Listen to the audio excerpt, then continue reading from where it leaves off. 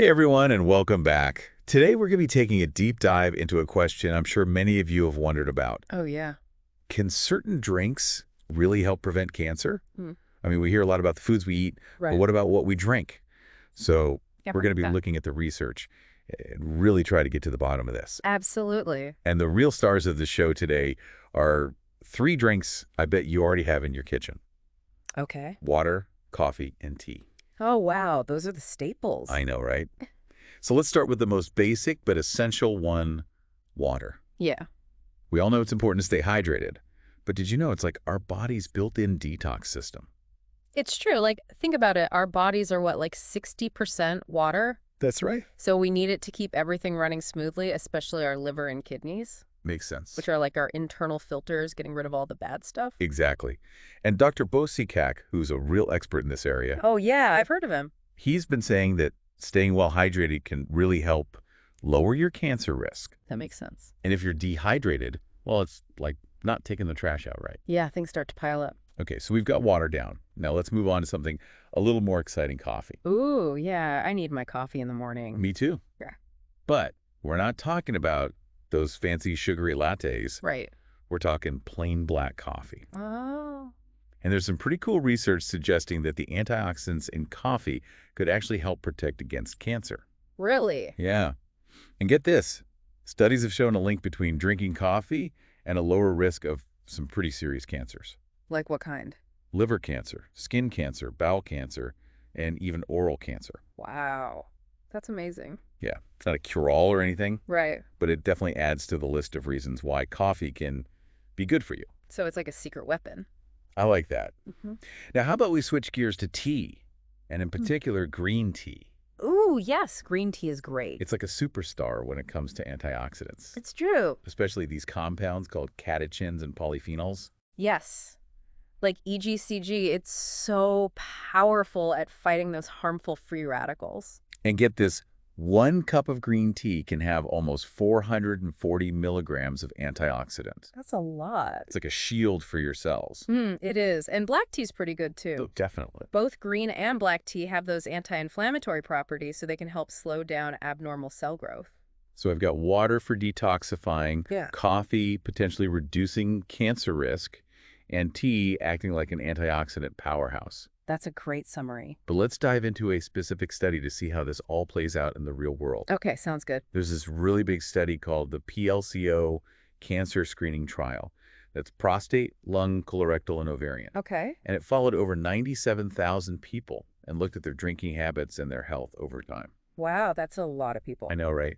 And they found some really interesting stuff about coffee. Oh, Specifically, they found a link between drinking coffee and a lower risk of endometrial cancer. And it seems like it's not the caffeine that's doing the heavy lifting, but other beneficial compounds in the coffee. Oh, so maybe those antioxidants we were talking about. Exactly. Now, they also looked at tea and found that drinking tea in general was associated with a 5% lower risk of cancer overall. 5%, that's pretty significant. Definitely. While the study didn't really single out specific types of cancer, Yeah, a 5% reduction overall is still pretty impressive. I agree. And here's another reason to choose these drinks over sugary ones. What's that? The study also highlighted that sugary drinks are linked to weight gain, which we know is a risk factor for several types of cancer. Right, it all makes sense. So sticking with water, plain coffee and tea isn't just good for your taste buds. Yeah, It could be a smart move for cancer prevention too. I think I'm going to go make myself a cup of tea right now. Me too. But before we get too excited about these findings, it's important to remember that this is just one study. You're right. They only looked at coffee and tea drinking habits at one point in time, and they didn't really consider all the different types of coffee and how it's prepared. Makes sense. So we definitely need more research to really understand all the details. Absolutely. And let's be real, no drink is a magic cure. Right. A healthy lifestyle is about so much more than just what you drink. It's true. Eating a balanced diet, getting regular exercise, maintaining a healthy weight, and getting those routine screenings are all super important for preventing cancer. Couldn't agree more. So think of these drinks as part of your overall healthy lifestyle. Like tools in your toolbox. Exactly. Yeah. So I'm curious, thinking about everything we've learned about water, coffee, and tea today, Yeah. are there any small changes you might consider making to your daily drinks?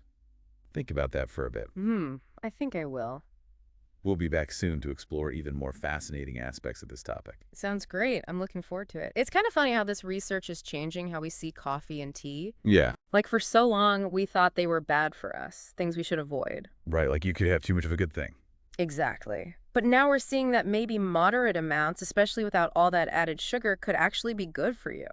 It just shows how much we're still learning about health and nutrition. That's for sure. And that's why it's so important to keep learning and be open to new research, right? Absolutely.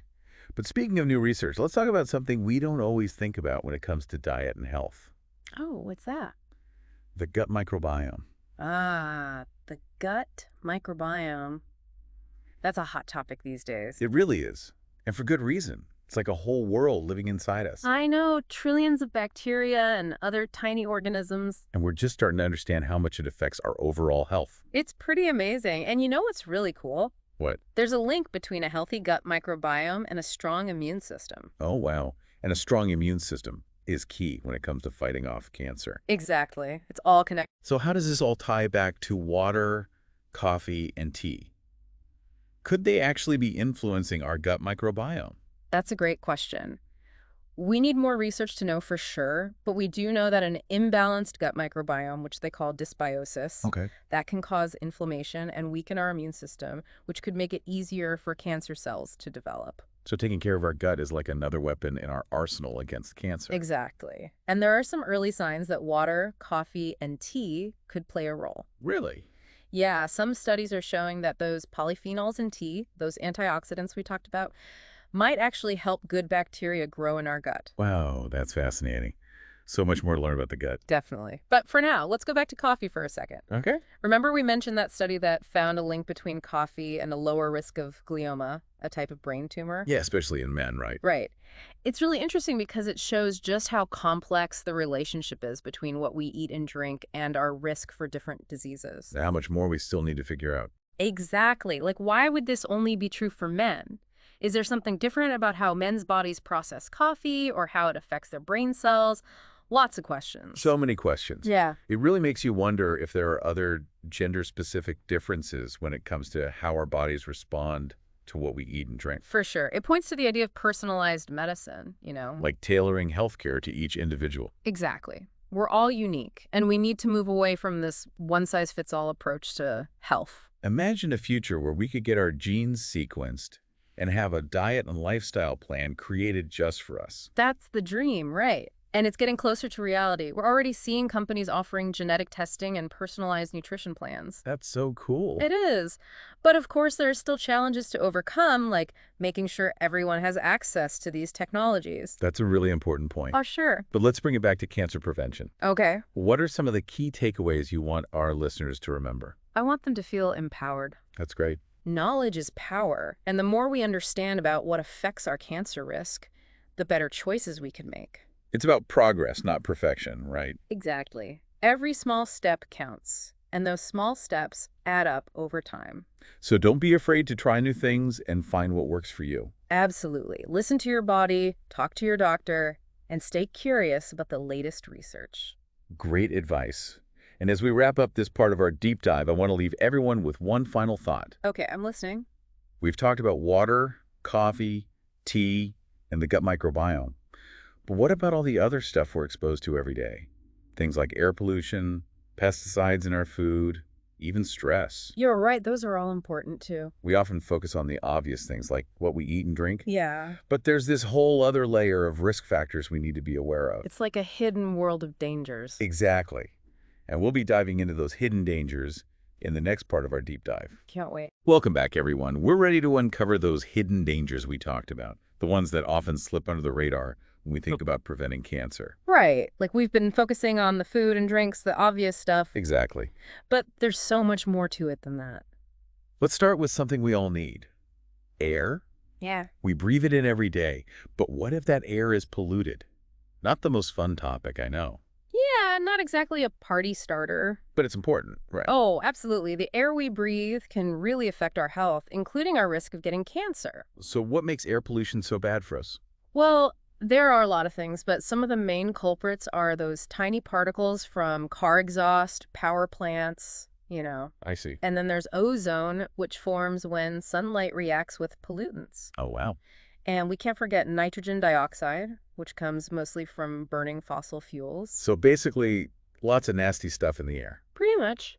But how does all that actually lead to cancer? It's complicated, but basically, these pollutants can mess with our DNA, leading to changes that can cause cells to grow out of control, which is what cancer is. Makes sense. They can also cause inflammation and oxidative stress, which make things even worse. So it's like a constant attack on our bodies from the inside. That's a good way to put it. And it's not just our lungs, right? Nope. Air pollution has been linked to all sorts of cancers: lung cancer, bladder cancer, even breast cancer. This is serious stuff. But what can we do about it? Can't just stop breathing. Haha, no, of course not. But we can definitely take steps to reduce our exposure. Like what? Well, one thing is to check the air quality reports before you go outside, Good idea. especially on days when pollution levels are high. Makes sense. You can also wear a mask if you're going to be in a really polluted area. Oh yeah, good point. And in the long run, we need to push for stricter environmental regulations to reduce those emissions in the first place. So it's about both individual action and systemic change. Exactly. Okay, so we've talked about the air we breathe. What about the food we eat? Oh yeah, let's talk about pesticides. Pesticides. They're kind of a necessary evil, right? They are a bit of a double-edged sword, yeah. We need them to protect our crops, but a lot of those chemicals are pretty bad for us. Exactly. And some of them have been linked to cancer. So it's like we need food to live, but we don't want to be poisoning ourselves in the process. Right. So what can we do? Well, choosing organic produce is a good start. Organic, yeah, but they can get expensive. I know, but organic farming doesn't use synthetic pesticides, so the levels are much lower. Okay, that makes sense. And even if you can't buy all organic, washing your fruits and veggies really well can help remove some of the residue. Good tip. What about peeling them? Peeling helps too, but you lose some of the nutrients that are in the skin. True. And another great option is buying in-season and locally grown produce. Support those local farmers. Exactly. And it means your food hasn't traveled as far, which usually means fewer pesticides. So many things to think about. It's about being mindful of where our food comes from. Okay, so we've covered air pollution, pesticides now for our last hidden danger. Stress. Stress. We all deal with it, but how does stress actually relate to cancer? Well, when we're stressed out all the time, it's like our bodies are constantly on high alert. Fight or flight mode. Yes. And when that happens for too long, it messes with our hormones, weakens our immune system, and can even damage our DNA. Wow, so stress isn't just in our heads, it's affecting us physically. Absolutely. It makes us more vulnerable to all sorts of health problems, including cancer. So managing stress is super important for our overall health. Couldn't agree more. Any tips on how to do that? Well, exercise is a great stress reliever. Yeah, I've heard that. It releases endorphins, which make us feel good. Natural mood booster. Exactly. And even a short walk or some stretching can help. What about spending time in nature? I always feel more relaxed after being outside. Nature is amazing. Studies show that even just looking at pictures of nature can lower your blood pressure. Really? That's cool. So yeah, get outside, enjoy the fresh air, soak up some sun. Love it. What about things we can do at home to de-stress? Things like meditation and yoga are really helpful for calming the mind. Yeah, those are good ones. And don't forget about simple things like taking a warm bath, listening to music, spending time with loved ones. It's all about taking care of ourselves. Exactly. Self-care is so important. Well, this has been an incredible deep dive. We've learned so much about the hidden dangers that can increase our risk of cancer. It's been a journey. We talked about the importance of clean air, being mindful of pesticides, and managing stress. And of course, we can't forget about those everyday drinks: water, coffee, and tea. Right. But, as we've said throughout this deep dive, there's no magic formula. It's about finding what works for you, making healthy choices, and staying informed. And remember, this is a journey, not a destination. Well said. Thanks for joining us, everyone. And until next time, stay curious.